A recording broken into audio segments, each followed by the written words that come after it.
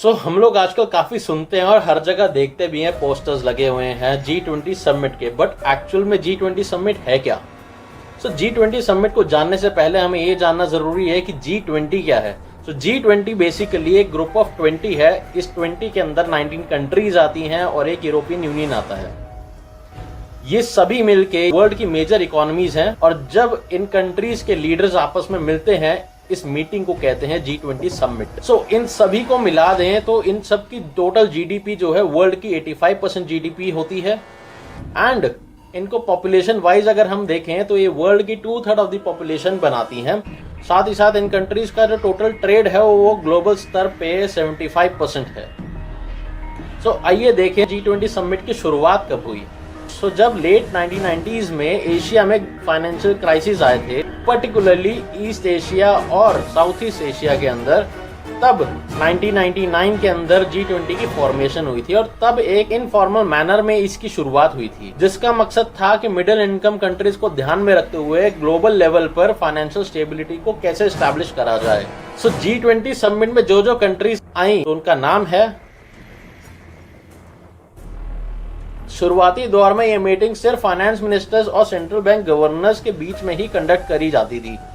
Gradually इन meetings का focus global trade, climate change और digitalisation की तरफ मूव करा और 2007 और 8 के global economic and financial crisis के समय G20 का लेवल अपग्रेड कर दिया गया और मीटिंग्स को गवर्नमेंट के जो हेड्स हैं वो रिप्रेजेंट करने लगे।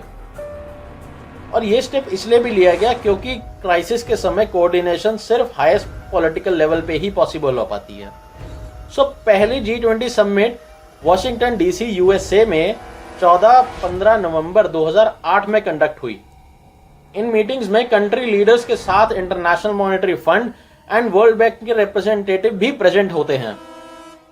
अगले ही साल यानी कि 2009 में 24-25 सितंबर को ये समिट पिट्सबर्ग में हुआ, पेंसिल्वेनिया यूएसए के अंदर, और जहां पर G20 को डेसिग्नेट किया गया as premium forum for international economic cooperation.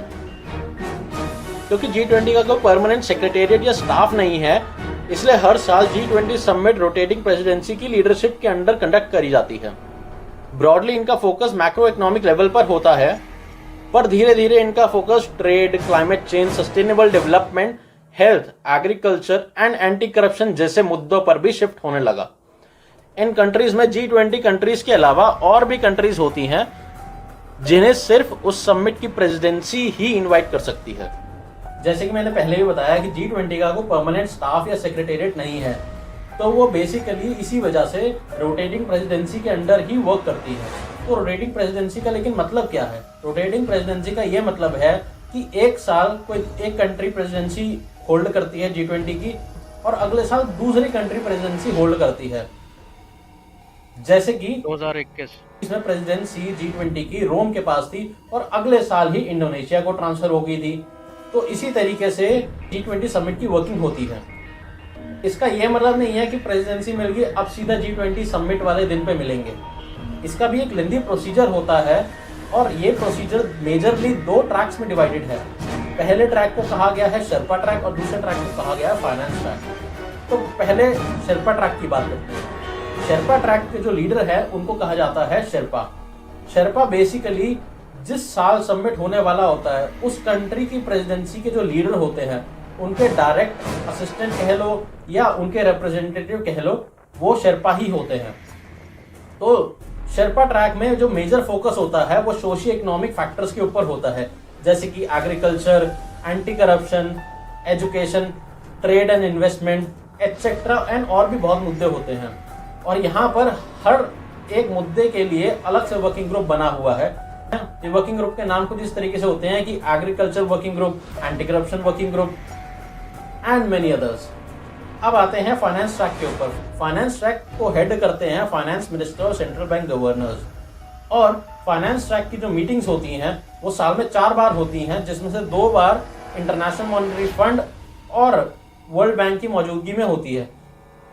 यहाँ पर जो मेन फोकस होता है वो फिस्कल एंड मॉनेटरी पॉलिसी के डिसीजंस को लेके होता है और जो मुद्दे उठाए जाते हैं वो कुछ इस तरीके से होते हैं: global economy, financial regulation, international taxation and infrastructure. इस ट्रैक में भी अलग अलग मुद्दों के लिए अलग अलग ग्रुप्स बनाए गए हुए हैं। अब दोनों ट्रैक का यूजेज क्या है? दोनों ट्रैक इसलिए हैं ताकि जो मेन समिट में डिस्कस होने वाले एजेंडाज है वो पहले ही रिजॉल्व हो चुके हों और फाइनल मीटिंग में कोई प्रॉब्लम्स क्रिएट ना हो। तो इसीलिए फाइनल मीटिंग से पहले हर कंट्री के sherpas and finance ministers and central bank governors आपस में मिलके ऑलमोस्ट सारे इश्यूज को रिजॉल्व कर चुके होते हैं। इनके अलावा ये कुछ एंगेजमेंट ग्रुप्स हैं जो हेल्प करते हैं पॉलिसी मेकिंग प्रोसेस में। और ये हेल्प कैसे करते हैं? ये लीडर्स को रिकमेंडेशंस प्रोवाइड करते हैं डिफरेंट एरियाज पे। एक और इम्पॉर्टेंट पॉइंट है कि जितनी भी वर्किंग समिट की होती है वो ट्रॉयका में होती है। ट्रॉयका का मतलब होता है कि पिछली, करंट और आने वाली प्रेसिडेंसी साथ मिलकर काम करते हैं ताकि पास्ट, प्रेजेंट और फ्यूचर में आने वाले सभी मुद्दों पर ध्यान रखा जाए। अब बात करते हैं G20 2023 के बारे में। तो अब तक G20 समिट इन कंट्रीज में हो चुका है।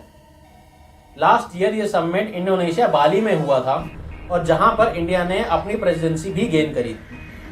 तो इस बारी G20 समिट ऑफिशियली शुरुआत होने के 14 साल बाद इंडिया में 9 और 10 सितंबर को होने जा रहा है 2023 में, और जो कि होगा प्रगति मैदान के इंटरनेशनल एग्जीबिशन कन्वेंशन सेंटर के अंदर। इस समिट का थीम है वासुदेव कुटुंब, जिसका मतलब है one earth, one family and one future. Last year India की इंडिपेंडेंस को 75 ईयर्स पूरे हो चुके थे और कहते हैं कि 76 से 100 ईयर को कहते हैं अमृतकाल। और इस G20 समिट के साथ ही इंडिया का अमृतकाल भी स्टार्ट हो गया है। इंडिया समिट श्री नरेंद्र मोदी जी के लीडरशिप के अंडर होने जा रहा है।